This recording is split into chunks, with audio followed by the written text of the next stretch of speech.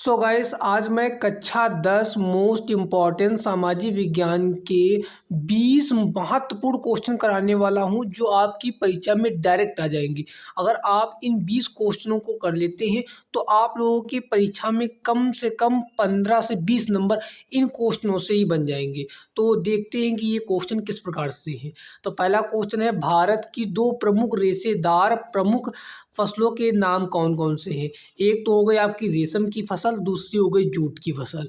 और दूसरा क्वेश्चन है, भारत में कितनी जनसंख्या कृषि कार्य में लगी हुई है।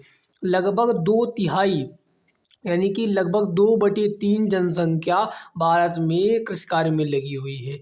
किसे खरीफ की फसल में शामिल नहीं किया गया है। तो जो खरीफ की फसल होती है जो उसमें किसको शामिल नहीं किया गया है, तो चना एक ऐसी फसल है जिसे खरीफ की फसल में शामिल नहीं किया गया है। चीन के बाद विश्व का दूसरा चावल उत्पादक देश कौन सा है। चीन के बाद कौन सा ऐसा देश है जिसमें दूसरे नंबर पर चावल का उत्पादन में स्थान है, वो हो गया थाईलैंड। और ये क्वेश्चन है, भारत की प्रमुख खाद्यान्न फसलें कौन कौन सी हैं। तो भारत की प्रमुख खाद्यान्न फसलों के नाम, एक तो हो गया गेहूँ, दूसरा हो गया चावल। और तीसरा क्वेश्चन देखते हैं, यानी कि सातवां क्वेश्चन देखते हैं, विश्व का सबसे लंबा बांध कौन सा है। विश्व का सबसे लंबा बांध हीराकुंड बांध है जो कि महानदी पर बना हुआ है। और ये क्वेश्चन है, इंदिरा गांधी राजस्थान नहर का संबंध किन किन राज्यों से होकर जाता है।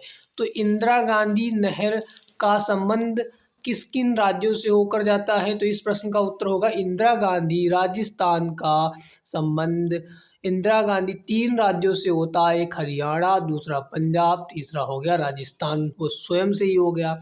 और इधर हो गया, भाखड़ा नागल बांध किस नदी पर बंधा हुआ है। भाखड़ा नागल बांध सतलुज नदी पर बंधा हुआ है। और ये क्वेश्चन होगा, दामोदर दास का उद्गल स्थान कहाँ है। दक्षिण बिहार में छोटा नागपुर का पठार।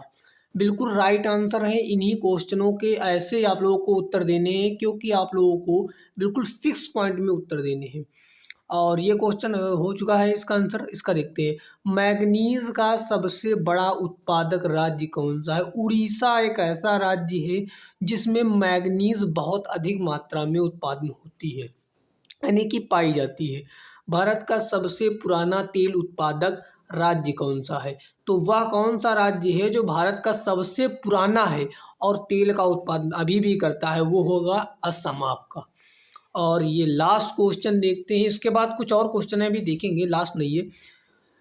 किस खनिज को काला सोना कहा जाता है। कोयले को काला सोना कहा जाता है। तो इन क्वेश्चनों को भाई ध्यान से जरूर से पढ़ लें क्योंकि ये इम्पोर्टेंट हैं आपकी परीक्षा के बारे में।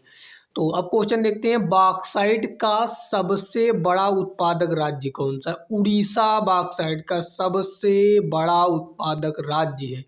किस राज्य में अभ्रक का उत्पादन नहीं होता है। छत्तीसगढ़ में अभ्रक का उत्पादन नहीं होता है।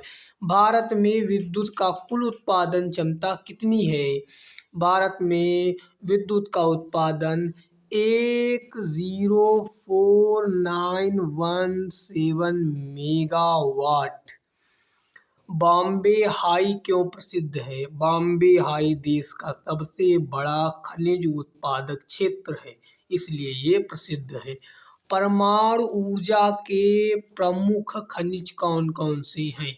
यूरेनियम और थोरियम परमाणु ऊर्जा के प्रमुख पदार्थ हैं। भारत में यूरेनियम किन किन राज्यों में, यानी किन 2 प्रमुख राज्यों में पाया जाता है। एक तो हो गया आपका झारखंड, दूसरा हो गया राजस्थान। अब देखते हैं लास्ट के 3 क्वेश्चन। थोरियम का प्रमुख स्रोत क्या है और ये कहाँ पाया जाता है। थोरियम का प्रमुख स्रोत मोनोजाइट बालू है, इसके भंडारण केरल में पाए जाते हैं। उस खनिज का नाम बताइए जिससे मुख्यतः एल्यूमीनियम प्राप्त की जाती है। बॉक्साइट से मुख्यतः एल्यूमीनियम पाई जाती है। भारत में पाए जाने वाले दो प्रमुख अच्छी गुणवत्ता वाले लौह अयस्क के नाम। मैग्नेटाइट और हेमेटाइट दो ऐसे प्रकार के खनिज हैं जो भारत में लौह अयस्क के रूप में पाए जाते हैं। तो ये वीडियो आपकी बनी है लगभग 6 मिनट की। इन आपको आसानी से इसको आप लोग रिकॉल कर लेंगे तो आपके 15 से 20 नंबर इन्हीं क्वेश्चन में हो जाएंगे। तो मिलते हैं अगली नेक्स्ट वीडियो में। Thanks for watching this video.